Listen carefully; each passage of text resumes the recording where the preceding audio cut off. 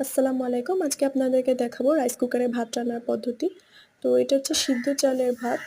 আর এটা আমি একটা সিঙ্গারের 1.8 লিটারের রাইস কুকার, মানে প্রায় 2 কেজি। সবসময় আপনারা চেষ্টা করবেন রাইস কুকারে মেইন লাইন থেকে দেওয়ার জন্য, আর খুব শক্তভাবে চেপে দেওয়ার জন্য। মাল্টিপ্লাগ থেকে দিলে খুব দ্রুত নষ্ট হয়ে যাওয়ার সম্ভাবনা থাকে। তো আমি এখানে মেইন লাইন থেকে দিয়েছি খুব ভালোভাবে আটকিয়ে। আর আমার আসলে ভাতটা হয়ে গেছে। আমি চেক করতেছিলাম ঠিকমতো হইছে কিনা। তো আপনাদের যেটা নিয়ম সেটা হচ্ছে যে কুকে অবস্থায় থাকলে মানে এটা রান্না হচ্ছে আর এটা অটোই অফ হবে, হয়ে গেলে অটোই অফ হয়ে ওয়ার্ম হয়ে যাবে, ঠিক আছে? তারপর আপনাদের যদি মনে হয় রান্না হয়ে গেছে আপনারা চাইলে লাইন অফ করে দিতে পারেন।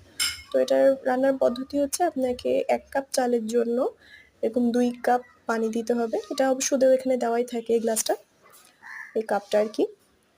তো এভাবে মেপে দিবেন, আর কিছুই করা লাগবে না। এরপরে আপনাদের জাস্ট এটা ঢাকনা দিয়ে ঢেকে দিবেন আর 20 মিনিট ওয়েট করবেন, দেখবেন যে আপনার হয়ে গেছে। Thank you.